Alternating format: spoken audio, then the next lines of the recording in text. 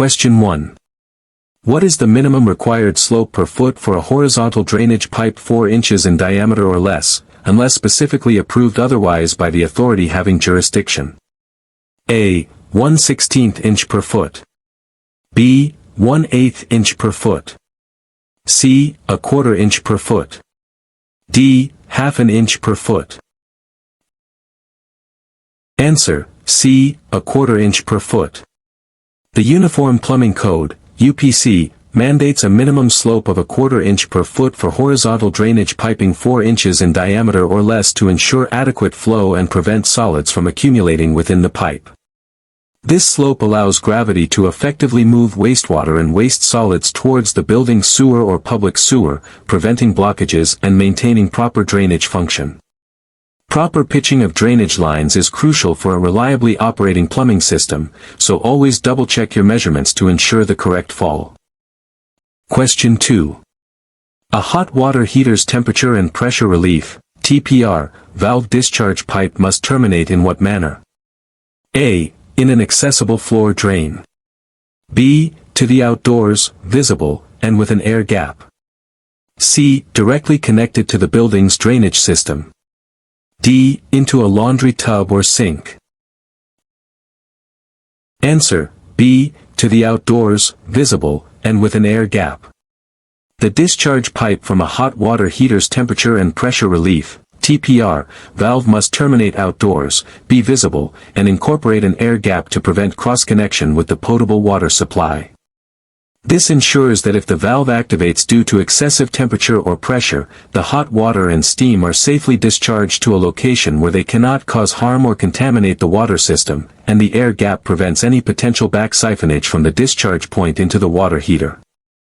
Always ensure TPR valve discharge pipes are unobstructed and terminate safely to prevent hazardous conditions. Question 3. What is the minimum required size for an individual vent pipe in a plumbing system? A. Not less than 1¼ inches in diameter. B. Not less than 1½ inches in diameter. C. Not less than 2 inches in diameter. D. Not less than the size of the drainage pipe it serves. Answer: A. Not less than 1¼ inches in diameter. The Uniform Plumbing Code, UPC, specifies that the minimum diameter of an individual vent pipe serving a fixture, or any vent pipe, shall not be less than 1¼ inches. This minimum size helps ensure adequate airflow within the drainage system, which is essential for maintaining proper trap seals and preventing siphoning or back pressure that could lead to sewer gas entering the building. Remember that proper sizing of vent pipes is critical for the overall health and functionality of the entire plumbing drainage system. Question 4. Which of the following backflow prevention devices is suitable for protecting against both back siphonage and back pressure in high-hazard applications? A. Double check valve assembly, DCVA. B. Pressure vacuum breaker, PVB. C. Reduced pressure principal backflow preventer, RPZ. D. Atmospheric vacuum breaker, AVB. Answer: C. Reduced pressure principal backflow preventer, RPZ. The reduced pressure principal backflow preventer, RPZ, is the most robust and commonly required backflow prevention device for high-hazard applications because it protects against both back siphonage and back pressure by utilizing a relief valve that opens to atmosphere if the pressure differential between the two check valves fails. This design prevents contaminated water from flowing back into the potable water supply, making it suitable for situations where health hazards are present, such as connections to chemical processing equipment or irrigation systems with chemical injectors. Always prioritize the highest level of protection when dealing with potential contamination of drinking water. Question 5. In plumbing, what does the term fixture unit primarily represent? A. The total water volume discharged by a fixture in gallons per minute. B. A measure of the probable discharge of wastewater into the drainage system by a single fixture. C. The pressure required to operate a fixture effectively. D. The rough-in dimensions for a specific plumbing fixture.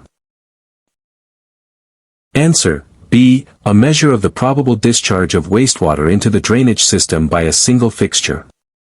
A fixture unit is a standardized measure used in plumbing design to quantify the probable discharge of wastewater into the drainage system by various fixtures, allowing for the correct sizing of drainage and vent pipes.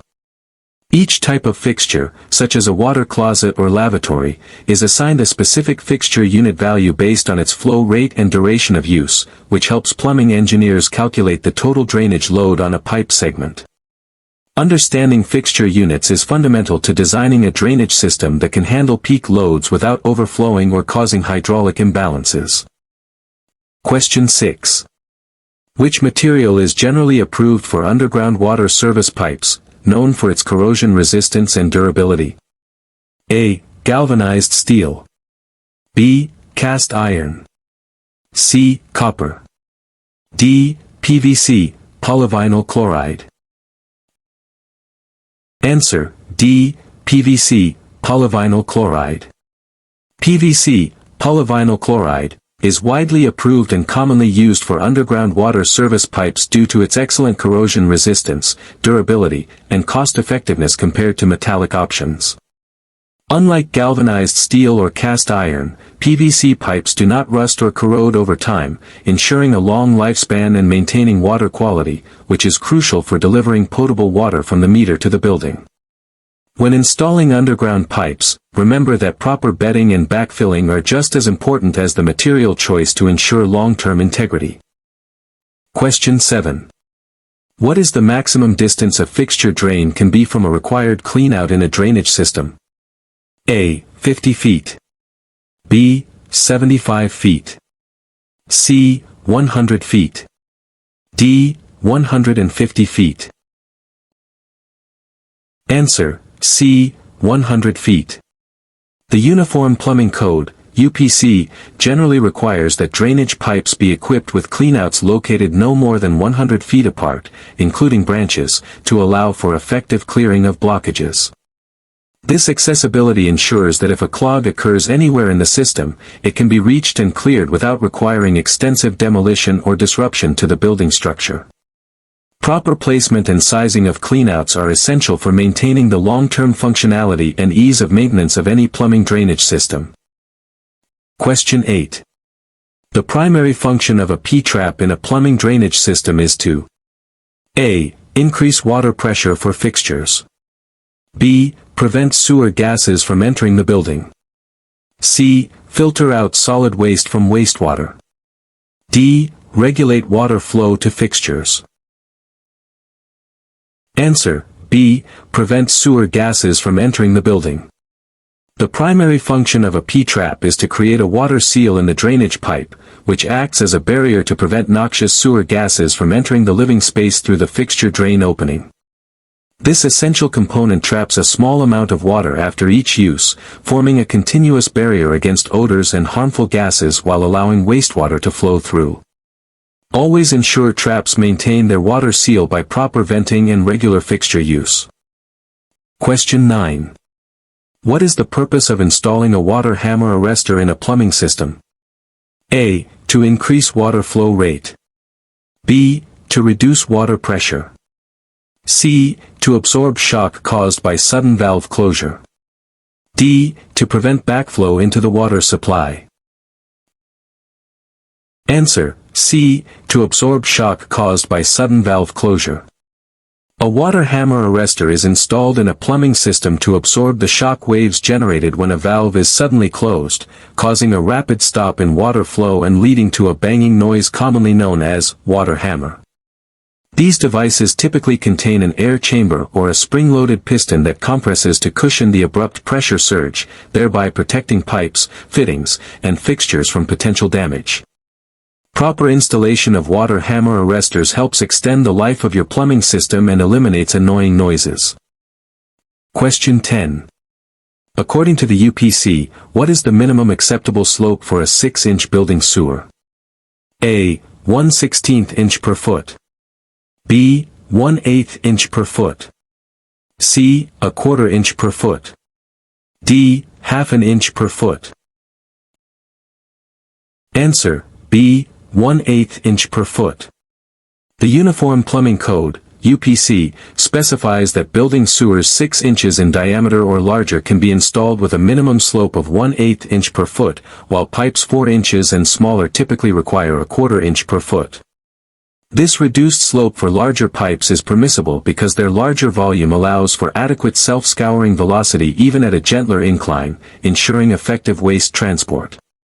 Always consult the code for specific sizing and slope requirements, as these are critical for proper drainage system function. Question 11. What is the minimum acceptable water pressure in a residential plumbing system at the highest fixture under normal operating conditions? A. 8 pounds per square inch, psi. B. 15 pounds per square inch, psi. C. 20 pounds per square inch, psi. D. 40 pounds per square inch, psi. Answer, B. 15 pounds per square inch, psi. The Uniform Plumbing Code, UPC, mandates a minimum water pressure of 15 pounds per square inch, psi, at the highest fixture under normal operating conditions in a residential plumbing system. This ensures that all fixtures, including those on upper floors, receive sufficient water flow and pressure to function properly, allowing for adequate showers, flushing toilets, and filling of sinks.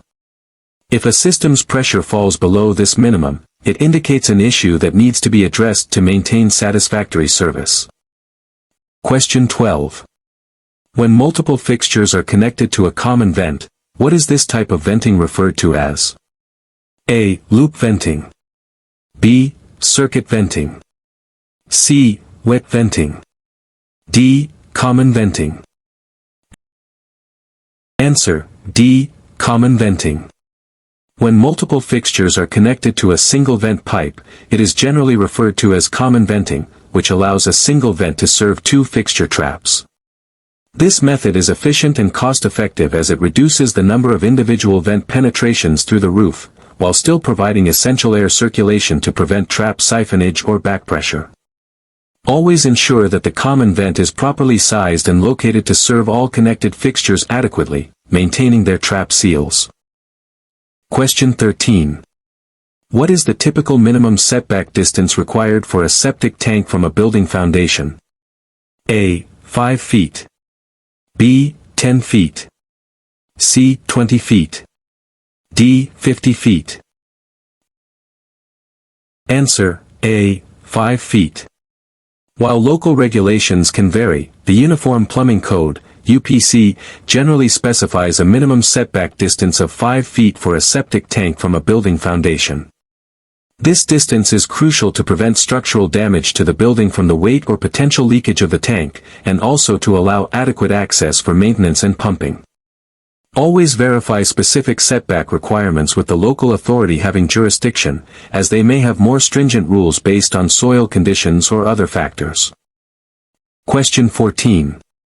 A grease interceptor is primarily required for which type of commercial establishment? A. Office buildings.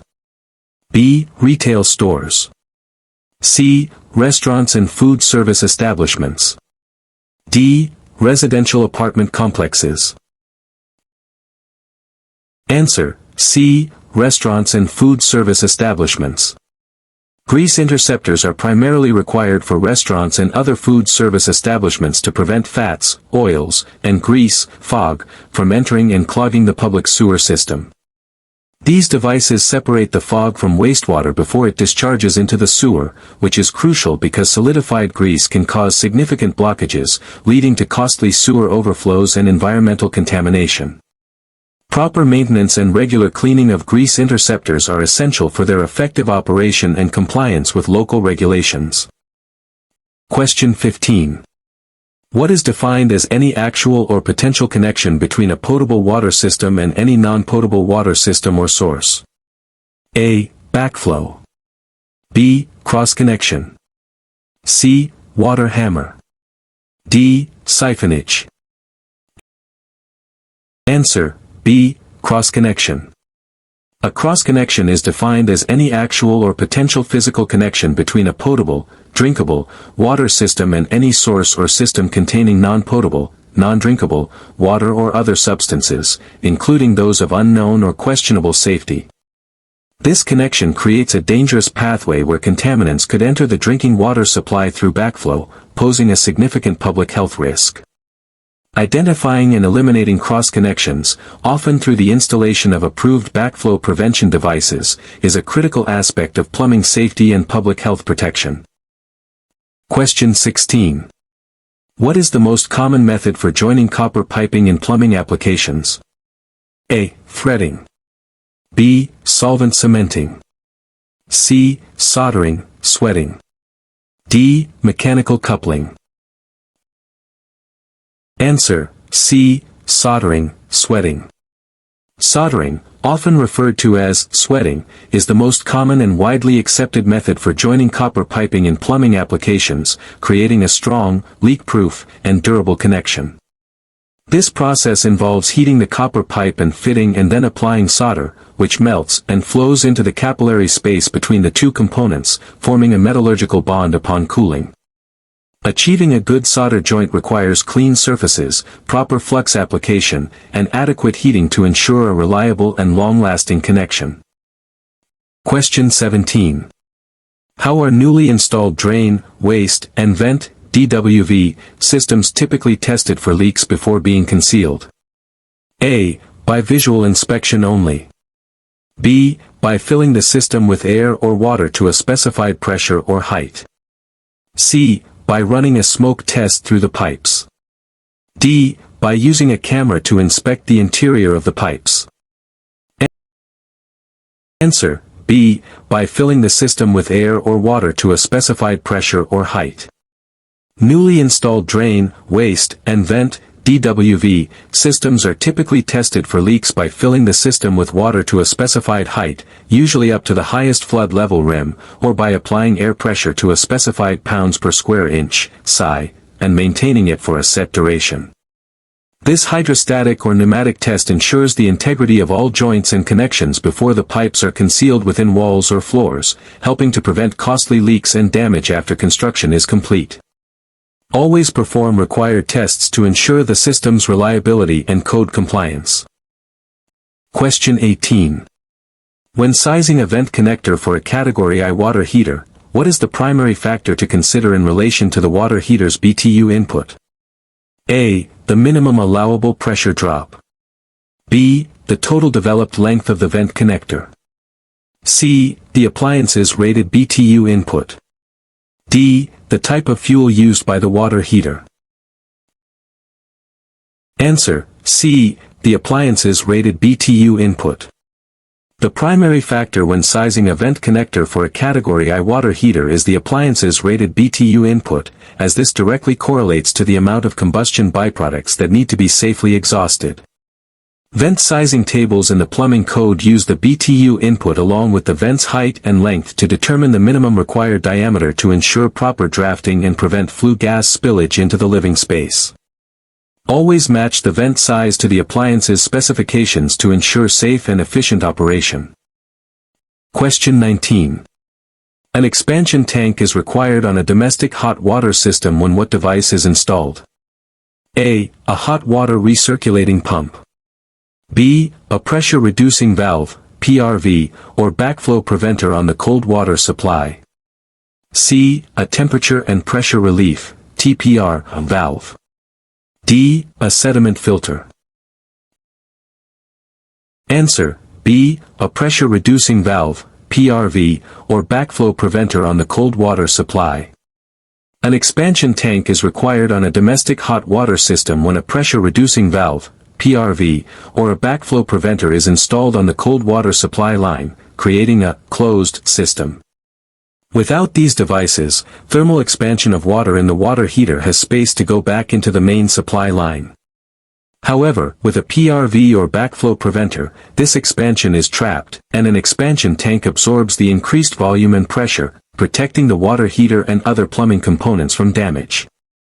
Always include an expansion tank in a closed system to prevent dangerous pressure buildup. Question 20. What is an air gap method used for an indirect waste piping? A. To increase the flow rate of wastewater. B. To prevent the siphonage of water from a trap. C. To provide a complete physical separation between the drainage system and a fixture or device. D. To introduce fresh air into the drainage system. Answer: C. To provide a complete physical separation between the drainage system and a fixture or device. An air gap in indirect waste piping is a critical method used to provide a complete physical separation between the drainage system and a fixture or device, ensuring that contaminated wastewater cannot back-siphon into the potable water supply. This physical separation prevents cross-contamination, for example, by ensuring that the discharge from a refrigerator condensate line or a water heater TNP valve cannot be pulled back into the appliance. Always maintain proper air gaps to protect the safety of the potable water supply. Question 21. Is a building trap generally required in modern plumbing code installations? A. Yes, for all residential buildings. B. Yes, for commercial buildings only. C. No, they are generally prohibited. D. Only if a septic system is used. Answer: C. No, they are generally prohibited. Building traps are generally prohibited in modern plumbing code installations because while they were historically used to prevent sewer gases from entering a building, they often caused ventilation issues, accumulation of solids, and were prone to losing their seal. Modern plumbing codes rely on individual fixture traps and a comprehensive venting system to protect trap seals and adequately ventilate the entire drainage system, making the building trap an unnecessary and often problematic component. Rely on proper venting and individual fixture traps for effective system operation. Question 22. Which of the following drainage fittings is typically prohibited for conveying liquid waste due to its potential to create blockages or restrict flow? A. Long sweep elbow. B. Sanitary T on its back. C. Y fitting. D. Combination Y and 1/8 bend. Answer: B. Sanitary T on its back. A sanitary T is typically prohibited for conveying liquid waste on its back or side, horizontal to horizontal or horizontal to vertical flow, because its abrupt change in direction can cause turbulent flow, leading to self-scouring issues and potential blockages from solids accumulating at the sharp angle. These fittings are designed for vertical to horizontal drainage, example from a vertical stack into a horizontal branch, where gravity assists the flow, or for venting purposes. Always use fittings like Ys or combination Y and 1/8 bends for horizontal drainage connections to ensure smooth flow and prevent clogs. Question 23. What is a common cause of trap seal loss in a plumbing system? A. Excessive water pressure in the supply lines. B. Improper venting or lack of venting. C. Too many fixtures connected to a single branch. D. Installation of a water hammer arrestor. Answer: B. Improper venting or lack of venting. Improper venting or a complete lack of venting is a common and critical cause of trap seal loss, where the water in a fixture's P-trap is siphoned out, allowing sewer gases to enter the building. Vents introduce atmospheric pressure to the drainage system, preventing positive or negative pressures from pulling or pushing the water out of the trap, which is essential for maintaining the protective water barrier. Always ensure every trap is adequately vented to keep noxious odors and gases from entering the occupied space. Question 24. What is the maximum water usage, in gallons per flush, GPF, for a water closet, toilet, manufactured and installed in California as per current regulations? A. 3.5 GPF. B. 1.6 GPF. C. 1.28 GPF. D. 0.8 GPF. Answer: C. 1.28 GPF. As per California's water efficiency regulations, water closets, toilets, manufactured and installed in the state must not exceed a maximum water usage of 1.28 gallons per flush, GPF. This standard promotes water conservation, which is critical in California's often drought-prone environment, ensuring that new plumbing fixtures contribute to reducing overall water consumption. Always specify and install high-efficiency fixtures to comply with state mandates and support sustainable water practices. Question 25. What does the term potable water signify in plumbing terminology? A. Water suitable for industrial purposes. B. Water that has been filtered for recreational use. C. Water that is safe for human consumption and free from harmful contaminants. D. Water used for irrigation and landscaping. Answer: C. Water that is safe for human consumption and free from harmful contaminants. Potable water refers to water that is safe for human consumption, meaning it is fit for drinking, cooking, and personal hygiene, and is free from harmful contaminants, bacteria, viruses, or objectionable odors and tastes. Maintaining the purity of potable water supplies is the foundational principle of public health plumbing, requiring strict adherence to codes for material selection, backflow prevention, and system separation. Always ensure that potable water systems are meticulously protected from any potential source of contamination.